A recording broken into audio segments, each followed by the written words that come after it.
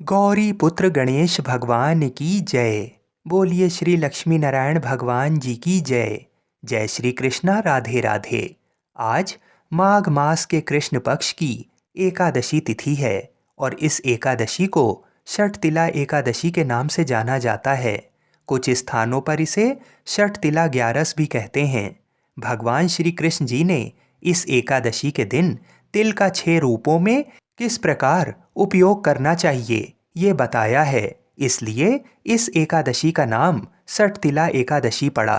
जो भी मनुष्य इस एकादशी का व्रत रखता है और इसकी कथा को सुनता है, उसकी सभी मनोकामनाएं पूरी होती हैं तथा घर में सुख समृद्धि, धन संपत्ति और खुशहाली आती है।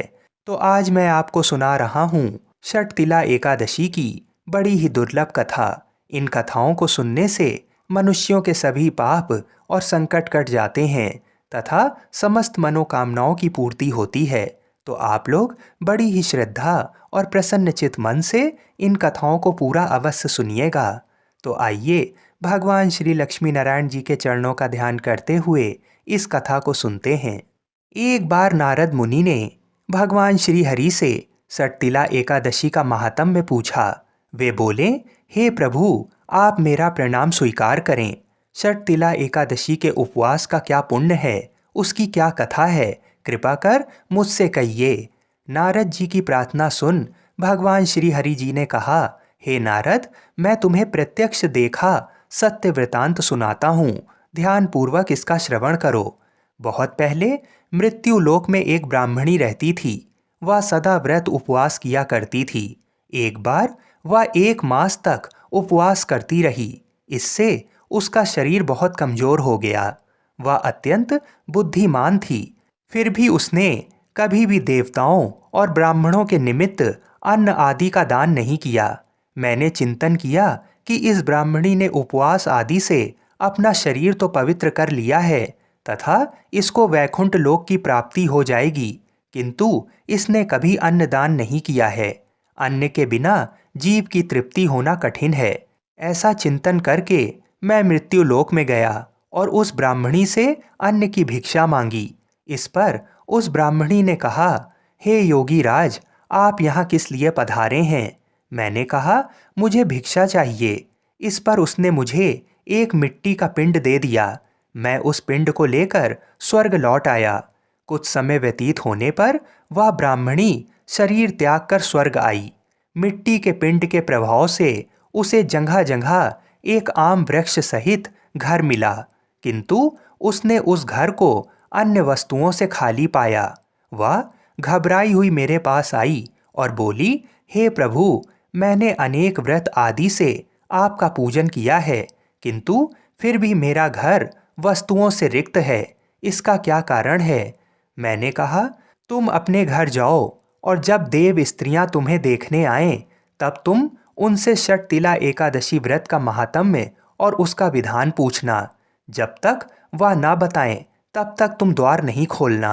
प्रभु के ऐसे वचन सुनकर वह अपने घर गई और जब देव स्त्रियां आईं और द्वार खोलने के लिए कहने लगीं, तब उस ब्राह्मणी ने कहा, यदि आप मुझे देखने आई हैं तो पहले मुझे षटतिला एकादशी का महात्म्य बताइए।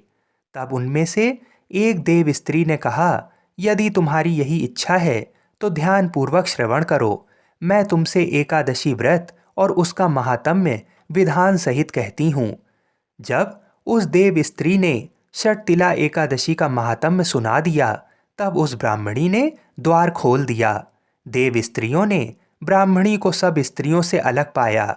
उस ब्राह्मणी ने भी देव स्त्रियों के कहे अनुसार षटतिला एकादशी का उपवास किया और उसके प्रभाव से उसका घर धन्य धान से भर गया।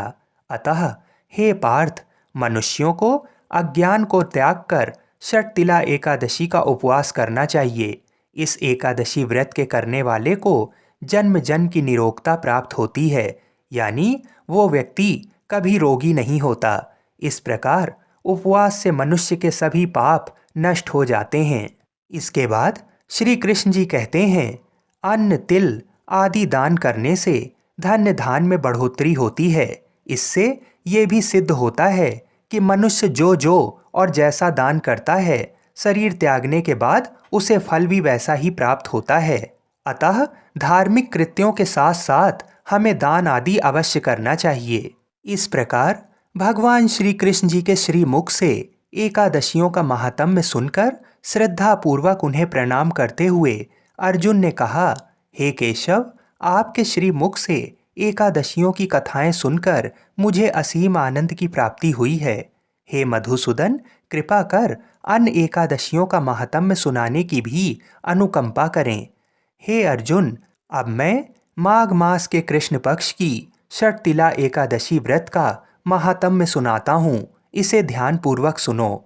एक बार दालभ्य ऋषि ने पुलस्त ऋषि से पूछा, हे ऋषि श्रेष्ठ, मनुष्य मृत्यु लोक में ब्रह्म हत्या आदि महापाप करते हैं और दूसरों के धन की चोरी तथा दूसरों की उन्नति देखकर ईर्ष्या आदि करते हैं। ऐसे महान पाप मनुष्य क्रोध, ईर्ष्या, आवेग और मूर्खतावश करते हैं और बाद में शोक करते हैं कि हाय, हमने ये क्या किया। हे महामुनि, ऐसे मनुष्यों को नरक से बचाने का क्या उपाय है? कोई ऐसा उपाय बताने की कृपा करें जिससे ऐसे मनुष्यों को नरक से बचाया जा सके, अर्थात उन्हें नरक की प्राप्ति ना हो। ऐसा कौन सा दान पुण्य है जिसके प्रभाव से नरक की यातनाओं से बचा जा सकता है? इन सभी प्रश्नों का हल आप कृपा पूर्वक बताइए। दालभ्य ऋषि की बात सुन पुलस्त ऋषि ने कहा, हे मुनि श्रेष्ठ, आपने मुझसे अत्यंत गूढ़ प्रश्न किया है। इससे संसार में मनुष्यों का बहुत लाभ होगा। जिस रहस्य को इंद्र आदि देवता भी नहीं जानते, वह रहस्य मैं आपको अवश्य ही बताऊंगा। माघ मास आने पर मनुष्य को स्नान आदि से शुद्ध रहना चाहिए और इंद्रियों को वश में करके तथा काम, क्रोध, लोभ, मोह, ईर्ष्या तथा अहंकार आदि से सर्वथा बचना चाहिए। पुष्य नक्षत्र में गोबर, कपास, तिल मिलाकर उपले बनाने चाहिए। इन उपलों से 108 बार हवन करना चाहिए। जिस दिन मूल नक्षत्र और एकादशी तिथि हो तब अच्छे पुण्य देने वाले नियमों को ग्रहण करना चाहिए। स्नान नित्य कर्म से देवों के देव भगवान श्री हरि का पूजन व कीर्तन करना चाहिए। एकादशी के दिन उपवास करें तथा रात को जागरण और हवन करें। उसके दूसरे दिन धूप दीप नैवेद्य से भगवान श्री हरि की पूजा अर्चना करें तथा खिचड़ी का भोग लगाएं। उस दिन श्री विष्णु को पेठा, नारियल, सीताफल या सुपारी सहित अर्घ्य अवश्य देना चाहिए। तदुपरांत उनकी स्तुति करनी चाहिए। हे जगदीश्वर, आप निराश्रितों को शरण देने वाले हैं, अर्थात जिनका कोई सहारा नहीं है उन्हें सहारा देने वाले हैं। आप संसार में डूबे हुए का उद्धार करने वाले हैं। हे कमल नयन, हे मधुसूदन, हे जगन्नाथ, हे पुंडरीकाक्ष, आप लक्ष्मी जी सहित मेरी इस तुच्छ अर्घ को स्वीकार कीजिए। इसके पश्चात ब्राह्मण को जल से भरा घड़ा और तिल दान करने चाहिए। यदि संभव हो तो ब्राह्मण को गऊ और तिल दान देना चाहिए। इस प्रकार मनुष्य जितने तिलों का दान करता है वह उतने ही सहस्त्र वर्ष तक स्वर्ग में वास करता है। इस दिन तिल का 6 रूपों में इस प्रकार प्रयोग करना चाहिए। पहला, तिल स्नान। दूसरा, तिल का उपटन। तीसरा, तिलोदक। चौथा, तिल का हवन। पांचवा, तिल का भोजन और छठा, तिल का दान। इस प्रकार 6 रूपों में तिलों का प्रयोग षटतिला कहलाती है। इससे अनेक प्रकार के पाप नष्ट हो जाते हैं तथा मनुष्यों की समस्त मनोकामनाएं पूर्ण हो जाती हैं और अपार धन संपत्ति की प्राप्ति होती है। बोलिए श्री लक्ष्मी नारायण भगवान की जय। बोलिए श्री तुलसी शालिग्राम भगवान की जय। बोलिए श्री राधा कृष्ण भगवान की जय। आइए अब बड़ी ही सुंदर कथा सुनते हैं। एक बार देवर्षि नारद जी वैकुंठ धाम गए। वहाँ उन्होंने भगवान श्री लक्ष्मी नारायण जी को नमन किया। नारद जी ने श्री हरि से कहा, प्रभु, पृथ्वी पर अब आपका प्रभाव कम हो रहा है। धर्म पर चलने वालों को कोई अच्छा फल नहीं मिल रहा है। जो पाप कर रहे हैं उनका भला हो रहा है। तब श्री हरि ने कहा, ऐसा नहीं है देवर्षि। जो भी हो रहा है सब नियति के जरिए हो रहा है। नारद जी बोले, मैं तो देख कर आ रहा हूँ, पापियों को अच्छा फल मिल रहा है और भला करने वाले, धर्म के रास्ते पर चलने वाले लोगों को बुरा फल मिल रहा है। भगवान ने कहा, कोई ऐसी घटना बताओ। नारद जी ने कहा, अभी मैं एक जंगल से आ रहा हूँ। वहाँ एक गाय दलदल में फंसी हुई थी। कोई उसे बचाने वाला नहीं था। तभी एक चोर उधर से गुजरा।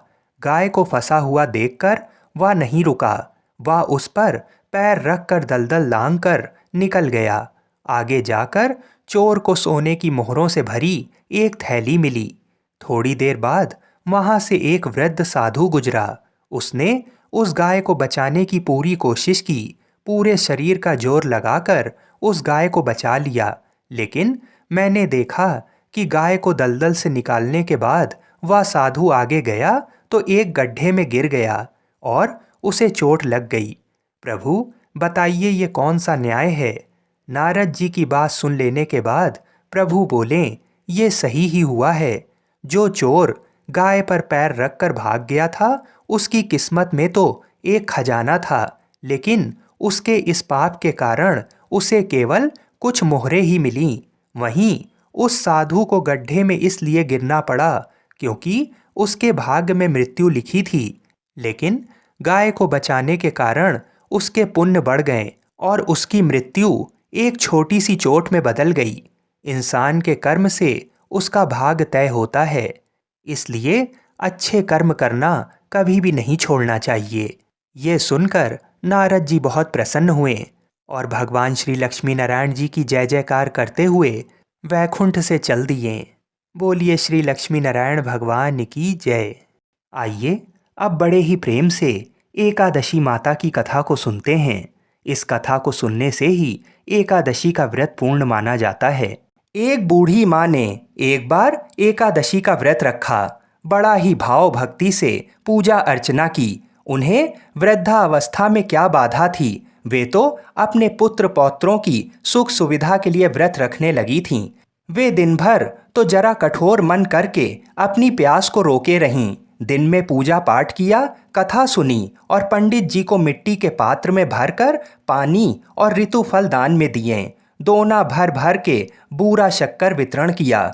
उन्हें गर्मी के कारण बहुत बेचैनी हो रही थी। इस कारण से बड़ी देर तक पानी में पड़ी रहीं और पानी के कुल्ला करती रहीं। मुंह धोती रहीं, तब कहीं थोड़ा बहुत धैर्य बंध पाया। धूप तो तेज पड़ ही रही थी, इस कारण बार बार मुंह सूख रहा था। बूढ़ी माँ बहुत बेचैन हो रही थीं। एक बुढ़ापा और दूसरा ये भयंकर गर्मी। वृद्धावस्था की स्थिति तो कुछ दूसरी ही प्रकार की होती है। जैसे जैसे रो धो के दिन कट पाया, अब पहाड़ सी रात सामने थी। उसका कटना बड़ा ही कठिन दिखाई दे रहा था। खटिया पर पड़े शांति नहीं मिल रही थी। वे बार बार करवट बदल रही थीं। अनेक बार वे बाहर जातीं और भीतर आतीं। उन्हें घर के अंदर शांति नहीं थी। वे पड़ी पड़ी एकादशी माता का स्मरण करती रहीं। वे कहती रहीं कि हे माता जी, आप मेरी लाज रखिएगा, आप ही मुझे शक्ति दे दीजिएगा, जिससे मैं भली भांति आपका व्रत कर सकूं और ये पहाड़ सी रात शांतिपूर्वक व्यतीत हो सके। प्यास के कारण बूढ़ी माँ की बेचैनी तो बढ़ ही रही थी। उन्होंने धैर्य रखने का बहुत प्रयास किया, किंतु सहनशीलता की सीमा टूट गई और वे घबरा कर एकदम चिल्ला पड़ीं। बोलीं कि बचाओ बचाओ। अम्मा का चिल्लाना सुनकर परिवार भर के नर नारी, बच्चे और पड़ोसी एकत्रित होकर बूढ़ी अम्मा की खटिया के समीप पहुंच गए। सबने पूछा कि अम्मा जी, आपको क्या हुआ? आप क्यों चिल्ला रही हैं? आप इस वृद्धावस्था में ये कठिन व्रत क्यों कर रही हैं? अम्मा जी, शक्ति से ही भक्ति होती है। थोड़ी ही देर में वे फिर से बोलीं कि अरे, हमारे तो प्राण ही निकले जा रहे हैं। मेरी छाती पर ठंडे पानी का घड़ा रख दीजिए। नातियों ने दादी की छाती पर ठंडे पानी का पात्र रख दिया। तब कहीं उन्हें थोड़ा बहुत आराम मिला और थोड़ी देर के लिए उन्होंने अपनी आंखें बंद कर लीं। एकादशी माता ने सोचा कि ये बूढ़ी अम्मा हैं तो बहुत कठोर, जरा जाकर उसकी परीक्षा लेना चाहिए। वे आधी रात को मुर्गा बनकर टेर लगाने लगीं। मुर्गा की आवाज़ सुनकर दादी जल्दी से उठीं और बाहर जाकर आसमान की ओर देखा, किंतु आसमान में कहीं उन्हें प्रातःकालीन तारा दिखाई नहीं दिया। वे सोचने लगीं कि ये मुर्गा क्यों और कैसे बोल गया। उन्हें प्यास तो लगी रही थी। थोड़ा बहुत उनका मन भी विचलित होने लगा था, किंतु अंत में उन्होंने दृढ़ निश्चय किया कि मैं अब व्रत को पूर्ण करके ही छोड़ूंगी, चाहे भले ही मेरे प्राण निकल जाएं। ये सोचकर फिर वे खटिया पर शिथिल होकर लेट गईं। थोड़ी ही देर में एकादशी माता ने उनकी फिर से परीक्षा लेनी चाहिए। एक छोटी सी बालिका एक गिलास में शरबत लेकर उनके सिरहाने खड़ी हो गई और जोर से बोली कि दादी जी, सवेरा हो गया है, आप हाथ मुंह धोकर शरबत पी लीजिए। पहले तो शरबत का गिलास देखकर उनका मन ललचाने लगा, किंतु अचानक व्रत का स्मरण हो आया और उन्होंने सोचा कि मैं किसी भी प्रकार से अभी शरबत नहीं पी सकती हूँ, और वे शांतिपूर्वक अपनी खटिया पर लेट गईं। फिर थोड़ी ही देर में उन्हें ऐसा लगा जैसे किसी ने उन्हें पानी के कुएं में पटक दिया हो। वे बड़ी देर तक उस कुएं में हाथ पांव चलाती रहीं, किंतु उन्होंने अपने मुंह में पानी की एक बूंद भी नहीं जाने दी और वे दृढ़तापूर्वक अपना व्रत पालती रहीं। थोड़ी ही देर में ना जाने कहाँ से सामने आग जलने लगी, जिससे भारी गर्मी बढ़ने लगी। प्यास के कारण प्राण निकलने लगे, किंतु बूढ़ी अम्मा का कुछ भी नहीं बिगाड़ पाया। वे जहाँ की तहाँ मुस्कुराती हुई सी बैठी रहीं। थोड़ी ही देर में बाहर प्रकाश दिखाई देने लगा। ऐसा लगा कि जैसे सवेरा हो गया हो। बूढ़ी अम्मा ने जब बाहर निकल कर देखा तो समझ गईं कि अभी सवेरा होने में 3-4 घंटे की देरी है। ये जानकर वे शांतिपूर्वक इधर उधर घूमने फिरने लगीं। एकादशी माता ये बात अच्छी तरह से समझ गईं कि ये बूढ़ी अम्मा किसी भी प्रकार से अपने व्रत से नहीं टल सकती हैं। वे उनके सत्य व्रत को अच्छी तरह से समझ गईं। सवेरा होते ही बूढ़ी माता ने स्नान किया, भगवान का पूजन पाठ किया, एकादशी माता की कथा सुनी, ब्राह्मणों को दक्षिणा देकर भोजन कराया। तब कहीं उन्होंने जल ग्रहण किया। कन्याओं को भोजन कराने के बाद अम्मा ने स्वयं भोजन किया। उस श्रेष्ठ व्रत के प्रताप से बूढ़ी अम्मा की आयु में वृद्धि हो गई। उनका घर परिवार हरा भरा हो गया। घर में अब उनके कोई अभाव नहीं रहा। वे हर तरह के सुख साधनों से संपन्न हो गईं। नाती नातिनों से उनका घर भर गया और वे उसी दिन से 12 महीने की एकादशी का व्रत करने लगीं। एकादशी माता के व्रत के प्रताप से इस संसार में हर प्रकार के सुख भोग कर अंत में वैकुंठ धाम को चली गईं। जैसे एकादशी माता ने बूढ़ी माता और उनके परिवार को हरा भरा किया, ऐसे ही एकादशी माता हम सभी की मनोकामनाओं को पूर्ण करें। बोलिए श्री लक्ष्मी नारायण भगवान की जय। एक बार माता लक्ष्मी भगवान विष्णु जी से पूछती हैं, हे स्वामी, तुलसी के पास दीपक जलाने का क्या महत्व है और रोज शाम को तुलसी के पास दीपक क्यों जलाया जाता है? इससे मनुष्य को कौन सा फल प्राप्त होता है?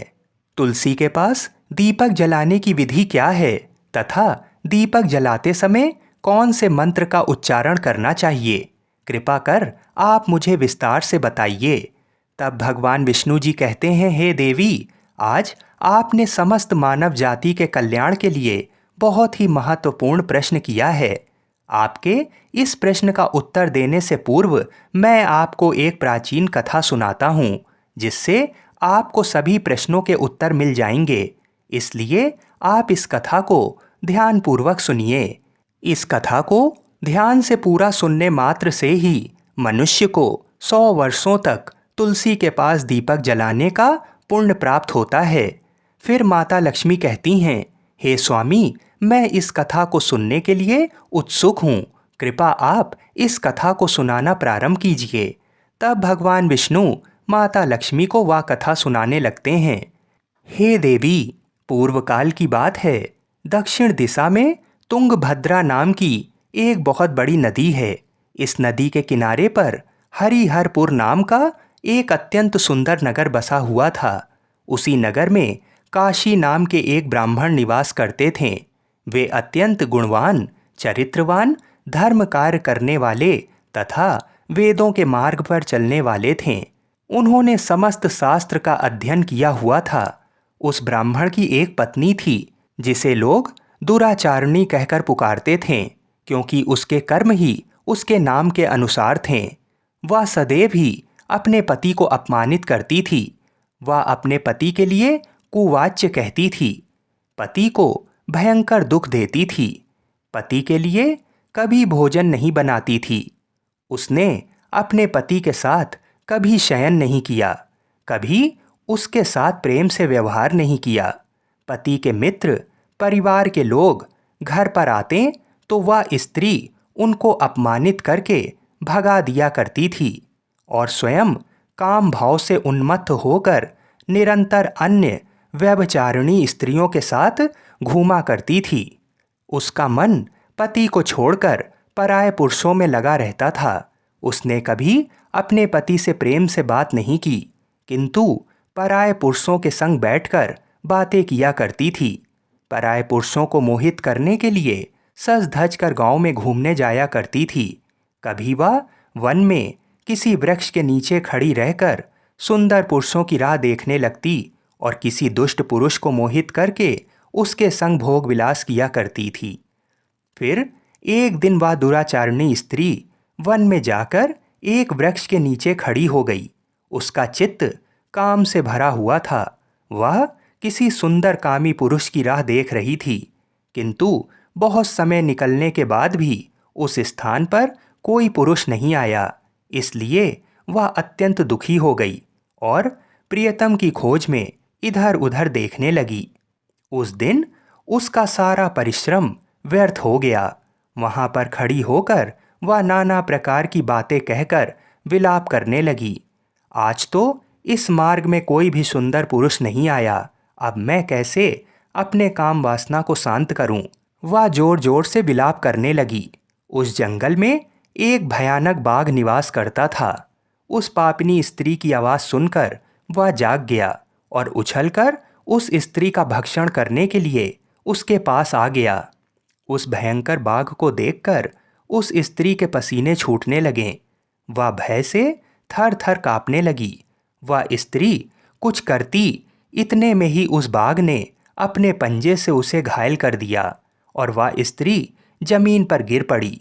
जमीन पर गिरते ही वह स्त्री चिल्लाते हुए बोली, अरे बाघ, तू किस लिए यहाँ पर आया है? मुझे क्यों मार रहा है?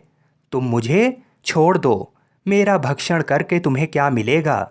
उस स्त्री की ये बात सुनकर वह भयानक बाघ क्षण भर के लिए रुक गया और हंसते हुए बोला, हे दुष्टा, आज विधाता ने तुझे मेरा ग्रास नियुक्त किया है। तुझ जैसी पापनी स्त्री का भक्षण करना ही मेरा काम है, तभी तुझे इस शरीर से मुक्ति मिलेगी। वह स्त्री कहने लगी, हे बाघ, तुम कौन हो? मुझे सच सच बताओ, तुम्हें किस कारण से बाघ की योनि में जन्म लेना पड़ा और तुम मुझ जैसी स्त्रियों का भक्षण क्यों करते हो?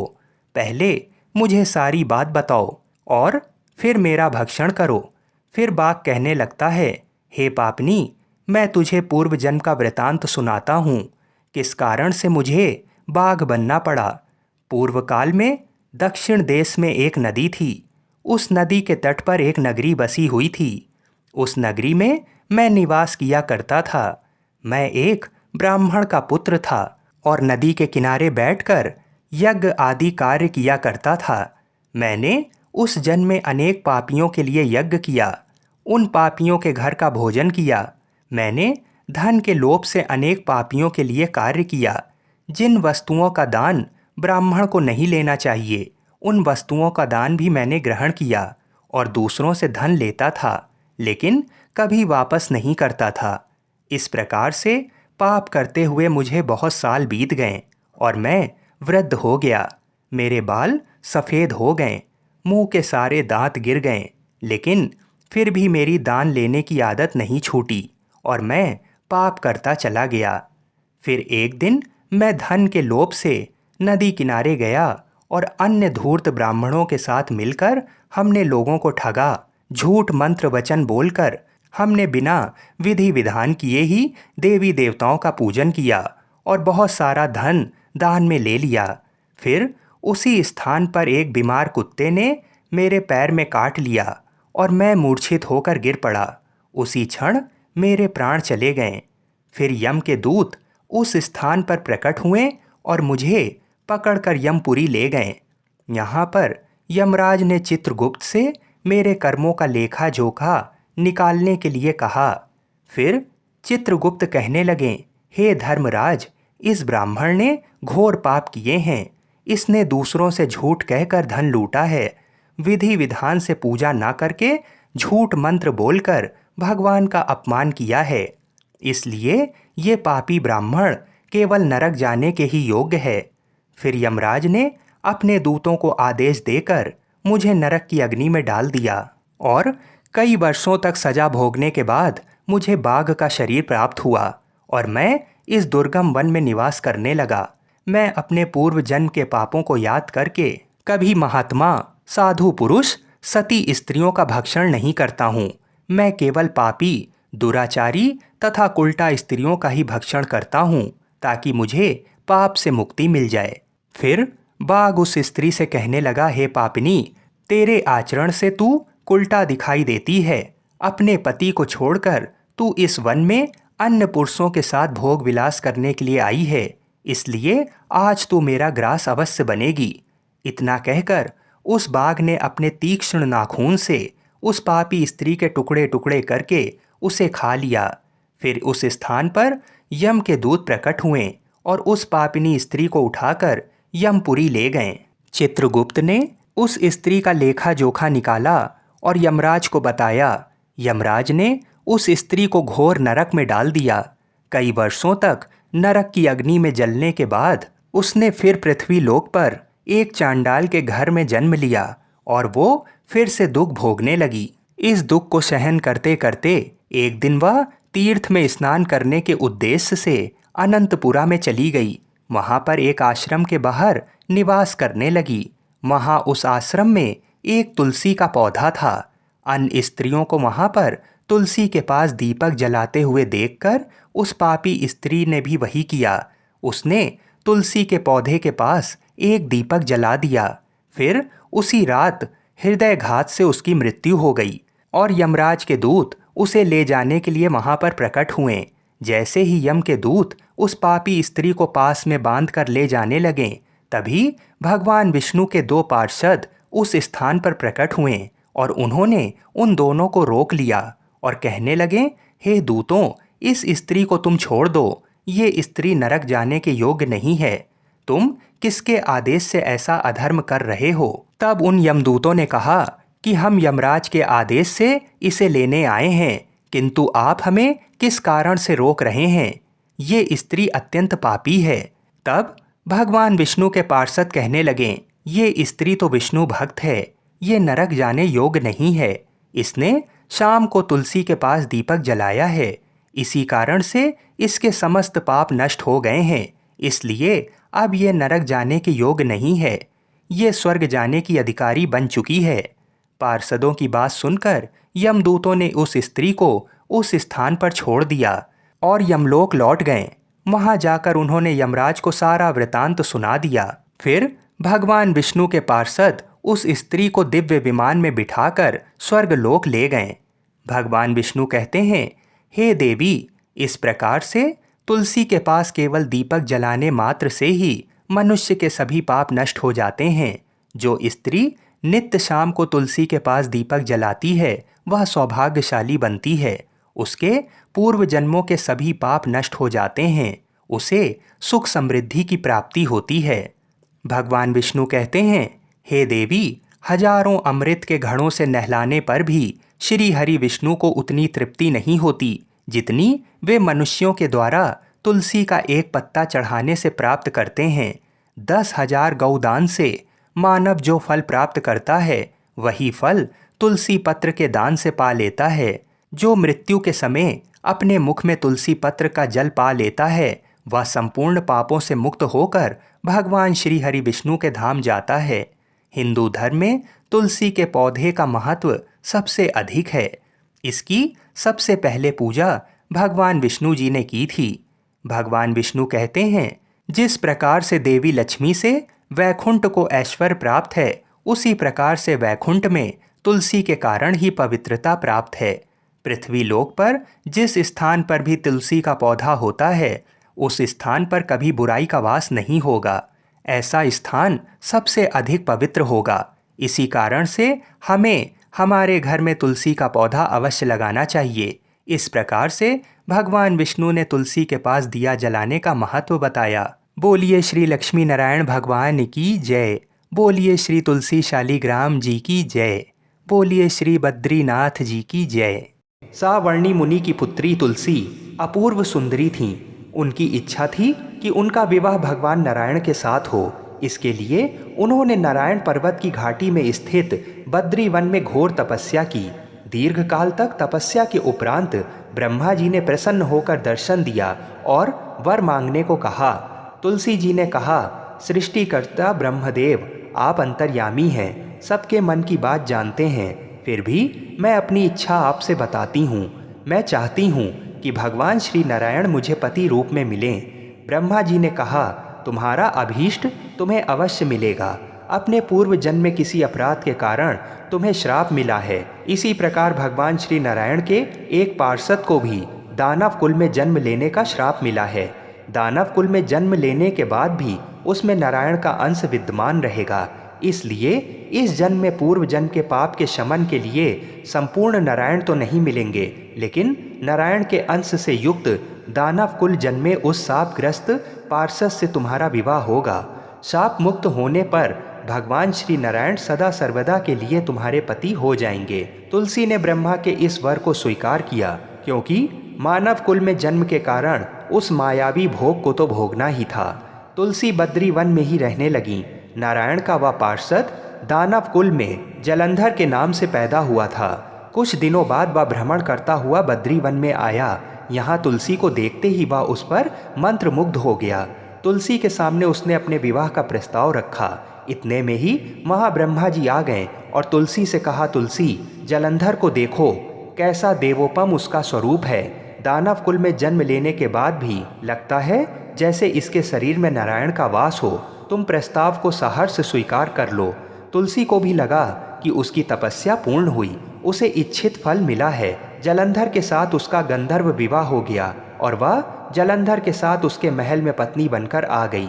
जलंधर ने अपनी परम सुंदरी सती साध्वी पत्नी तुलसी के साथ बहुत दिनों तक राज्य किया। उसने अपने राज्य का इतना विस्तार किया कि देवलोक तक उसके अधिकार में आ गया। स्वर्ग का सुख भोगने वाले देवताओं की दशा भिखारियों जैसी हो गई। जलंधर किसी को कष्ट नहीं देता था, पर अधिकार और राज्य छिन जाने से सारे देवता मिलकर ब्रह्मा, विष्णु और शिव जी की सभा में गए तथा अपनी विपत्ति सुनाई। ब्रह्मा जी ने कहा, तुलसी परम साध्वी हैं, उसका विवाह जलंधर से मैंने ही कराया था। जलंधर को तब तक नहीं हराया या मारा जा सकता जब तक तुलसी को ना छला जाए। विष्णु जी ने कहा, जलंधर पूर्व जन्म में मेरा पार्षद था। श्राप के कारण उसे दैत्य कुल में जन्म लेना पड़ा। इस जन्म में भी मेरा अंश उसमें व्याप्त है। साथ ही तुलसी के पतिव्रत धर्म से वह अजय है। फिर देवताओं की सहमति से भगवान शिव ने जलंधर के पास संदेश भेजा कि या तो वह देवताओं को राज्य लौटा दे या फिर उनसे युद्ध करे। जलंधर शंकर के पास पहुंचा। उसने कहा, देवाधिदेव, आपके लिए देवताओं का पक्ष लेना उचित नहीं है। राज्य बढ़ाना हर राजा का कर्तव्य है। मैं किसी को दुखी नहीं कर रहा हूँ। देवताओं से कहिए कि वे मेरी प्रजा बनकर रहे। मैंने आपका कोई भी अपमान नहीं किया है। हमारा आपका युद्ध शोभा नहीं देता है। अगर आप हार गए तो बड़ी लज्जा की बात होगी। मैं हार गया तो आपकी कीर्ति बहुत अधिक नहीं बढ़ेगी। भगवान शंकर फिर हंसने लगे। वे तो सब रहस्य समझते थे। तुलसी और जलंधर के पूर्व जन्म के श्राप की अवधि लगभग पूरी हो चुकी थी। फिर शंकर जी बोले, इसमें कीर्ति और लज्जा की बात नहीं है। तुम देवों को राज्य लौटाकर उन्हें उनके पद पर प्रतिष्ठित होने दो। युद्ध से बचने का यही एक उपाय है। जलंधर ने कहा, मैंने युद्ध के बल से देवलोक जीता है। कोई उसे युद्ध के द्वारा ही वापस ले सकता है। ये मेरा अंतिम उत्तर है। अब मैं जा रहा हूँ। ऐसा कहकर जलंधर चला गया। उसने अपनी पत्नी तुलसी को सारी बातें बताईं और कहा, कर्म भोग सब काल सूत्र में बंधा है। जीवन में हर्ष, शोक, भय, सुख, दुख, मंगल, अमंगल काल के अधीन है। हम तो केवल निमित्त हैं। संभव है भगवान शिव देवों का पक्ष लेकर मुझसे युद्ध करें। तुम चिंता मत करना। तुम्हारा सती तेज मेरी रक्षा करेगा। दूसरे दिन भगवान शंकर के नेतृत्व में देवताओं ने युद्ध छेड़ दिया। जलंधर ने भीषण बाणों की वर्षा कर उनका वेग रोका। उसके प्रहार से देवता डगमगाने लगे। उसने दानवी शक्ति का प्रयोग कर मायावी युद्ध आरंभ किया। युद्ध स्थल पर वह किसी को भी दिखाई नहीं देता था, पर उसके अस्त्र शस्त्र प्रहार कर देवों को घायल कर रहे थे। देवगण अपने अस्त्र चलाएं तो किस पर चलाएं, क्योंकि कोई शत्रु सामने था ही नहीं। कई दिनों तक इस तरह भयंकर युद्ध चला। जलंधर पराजित नहीं हुआ। तब शिव जी ने विष्णु से कहा, विष्णु कुछ तो उपाय करो, अन्यथा मेरा तो सारा यश मिट्टी में मिल जाएगा। विष्णु जी ने सोचा, बल से तो जलंधर को हराया नहीं जा सकता, इसलिए छल का सहारा लेना ही पड़ेगा। उन्होंने तुरंत अपना स्वरूप जलंधर जैसा बनाया और अस्त्र शस्त्र से सुसज्जित हो तुलसी जी के पास पहुंच गए। बोले, प्रिय मैं युद्ध जीत गया। सारे देवता भगवान शंकर समेत हार गए। इस खुशी में आओ, मैं तुम्हें अपने अंग से लगा लूं। पति को प्रत्यक्ष खड़ा देख तथा विजय का समाचार सुन वह दौड़कर मायावी जलंधर के गले से लिपट गई। इस प्रकार पति पत्नी दोनों ने आलिंगन हो खूब खुशी मनाई। पर पुरुष के साथ इस प्रकार के व्यवहार से उसका सती तेज नष्ट हो गया। उसका सती तेज जो जलंधर की कवच के रूप में रक्षा कर रहा था, वह कवच नष्ट हो गया। जलंधर शक्तिहीन हो गया। ये जानते ही भगवान शंकर ने अपने त्रिशूल से प्रहार किया। त्रिशूल के लगते ही जलंधर जलकर भस्म हो गया। जलंधर के मरने को जानकर विष्णु अपने असली रूप में आ गए। सामने अपने पति जलंधर के स्थान पर भगवान विष्णु को खड़ा देख तुलसी बहुत विस्मित हुई। उसको पता लग गया कि स्वयं नारायण ने उसके साथ छल किया है। क्रोध में आकर तुलसी जी ने श्राप दिया, एक सती स्त्री का सतीत्व भंग करने के अपराध में तुम हृदयहीन पत्थर हो जाओ। विष्णु जी ने तुलसी के श्राप को सिरोधार्य कर कहा, देवी तुम्हारे तथा जलंधर के कल्याण के लिए मुझे ऐसा करना पड़ा। तुम दोनों को श्राप मुक्त करना था। तुम भी अब अपना शरीर त्याग कर तुलसी बिरवा के रूप में जन्म लोगी और मेरी पूजा तुलसी दल से होगी। मैं शालीग्राम पत्थर बनूंगा। मेरे शीश पर तुम आदर से विराजमान होगी। तुम्हारे पति की हड्डियों के चूर्ण से शंख की उत्पत्ति होगी। उस शंख ध्वनि से देवताओं तथा मेरी पूजा आराधना होगी। जहाँ शंख ध्वनि होगी वहाँ मंगलमय मैं विराजमान रहूँगा। तुमने पूर्व जन्म में बद्री वन में मुझे पाने के लिए बड़ी तपस्या की थी। अब अगले जन्म में मैं नारायण प्रस्तर के रूप में बद्रीनाथ वन में स्थापित होऊंगा और मेरी पूजा अर्चना फल फूल से ना होकर तुम्हारी तुलसी दल से होगी। मेरे शीश पर विराजमान होकर तुम मुझसे भी ऊंचा पद प्राप्त करोगी। बोलिए श्री लक्ष्मी नारायण भगवान की जय। बोलिए श्री तुलसाजी शालीग्राम जी की जय। जय श्री राधे कृष्ण।